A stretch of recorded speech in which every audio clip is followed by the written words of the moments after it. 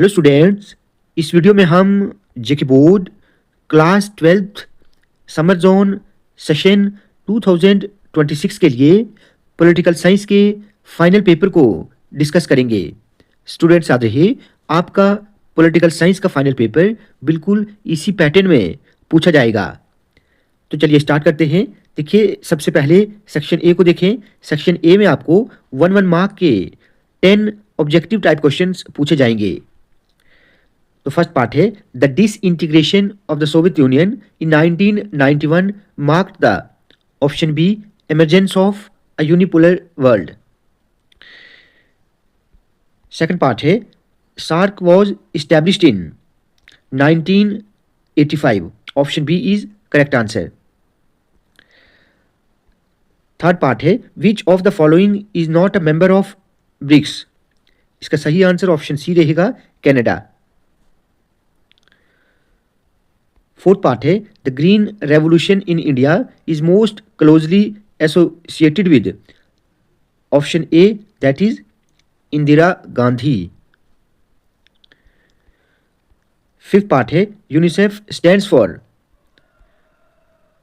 United Nations International Children's Emergency Fund. Six part है, what are the benefits of globalisation? तो इसका सही answer option D रहेगा, all of the above. Seventh part है, the United Front government was formed in option B 1996। Eight part है, the Panchsheel agreement was signed between India and Pakistan. Ninth part is, the emergency in India from 1975 to 1977 was proclaimed under which article of the Indian Constitution? सही answer option B रहेगा, article 356। And the last one is, which of the following is not considered one of the founding father of non-alignment movement? तो इसका सही answer option D रहेगा, doctor Rajendra Prasad. उसके बाद section B में आपको 2 मार्क्स के वेरी शॉर्ट क्वेश्चंस पूछे जाएंगे। ठीक है, तो अब यहाँ पर बिल्कुल ये इनके आंसर आपको 1-2 लाइंस में लिखने हैं। Analyse the relationship of India and Pakistan at present. तो आप इसमें खुद से भी बना सकते हैं कि इंडिया और पाकिस्तान के रिलेशंस आजकल कैसे हैं। ठीक है, एक टेंस डिप्लोमेटिक टाइज वाले रिलेशन हैं। ठीक है, अनरिजॉल्व कश्मीर इशू है। ठीक है, तो इसके चलते हुए इंडिया और पाकिस्तान के रिलेशन जो हैं वो अभी अच्छे नहीं हैं। Then what do mean by global poverty? ठीक है, ग्लोबल पॉवर्टी क्या होता है? Global poverty refers to widespread deprivation of basic needs like food, health, education etcetera.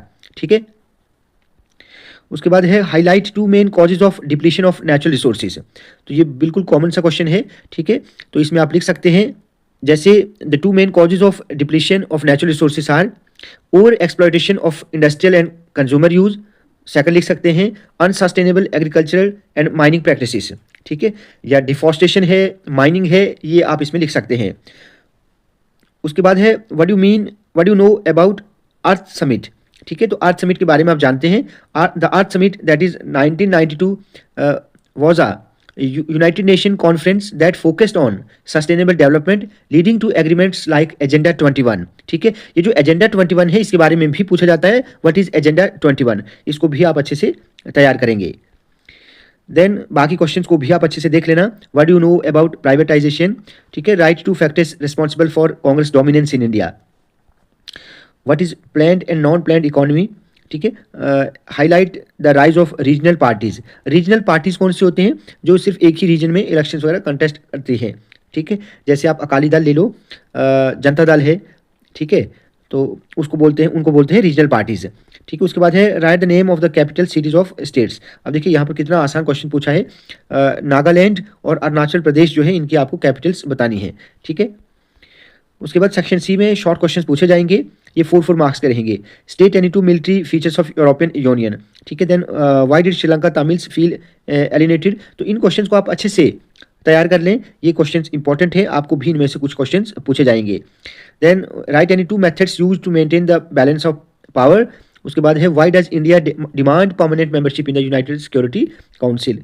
तो मंडल कमीशन क्या है, इसको भी आप अच्छे से तैयार करना, ये मोस्ट इंपॉर्टेंट क्वेश्चन है। ग्लोबलाइजेशन का टॉपिक जो है ये मोस्ट इंपॉर्टेंट है, इस टॉपिक को आप अच्छे से तैयार करेंगे। ग्लोबलाइजेशन का जो मेन इम्पैक्ट है उसको आप अच्छे से तैयार करेंगे, ग्लोबलाइजेशन की डेफिनेशन, ठीक है, ये बहुत इंपॉर्टेंट है।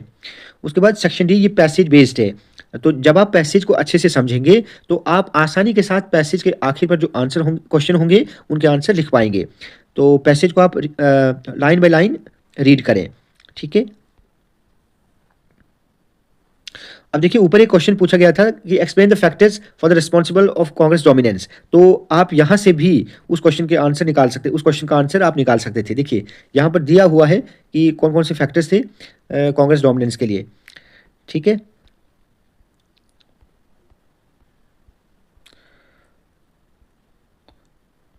अब इसके आखिर पर आपको 3 क्वेश्चंस मिलेंगे। वन पार्ट क्या है, when was Congress party formed and who formed it, ठीक है। तो सबसे पहले कांग्रेस पार्टी की फॉर्मेशन कब हुई, 1885 में। किसने की थी, कुछ इंडियन प्रोफेशनल्स थे, स्पेशली अगर हम बात करें तो ए ओ ह्यूम, ठीक है, was the founder of Indian national Congress. और भी कुछ लोग थे जैसे दादा भाई नारोजी वगैरह वगैरह, उनके नाम आप इसमें लिख सकते हैं। उसके बाद है right two reasons for the dominance of Congress party. तो ये कितना आसान है, ऊपर मैंने आपको बता दिया, पॉइंट्स दिए हुए हैं, आप वहां से लिख सकते हैं। Then Congress party grieve from a, ठीक है, तो यहाँ पर आपको फिल करना है, देखिए कितना आसान है। तो यहाँ से ही देखिए, Congress party grieve from a pressure organization for newly educated professional and commercial classes in 1885 to a mass movement in the 20th century। यहीं से आपको ये लिखना था। उसके बाद सेक्शन ई, ये लॉन्ग आंसर बेस्ड क्वेश्चंस होंगे, ये सभी क्वेश्चन 6 मार्क्स के रहेंगे। तो जितने भी क्वेश्चंस यहाँ पर दिए गए हैं ये, इनको आप अच्छे से तैयार करें। स्टूडेंट्स, आज की वीडियो आपको अच्छी लगी हो तो आप प्लीज़ इस वीडियो को ज़्यादा से ज़्यादा लाइक और शेयर करें और चैनल को सब्सक्राइब करना ना भूलें।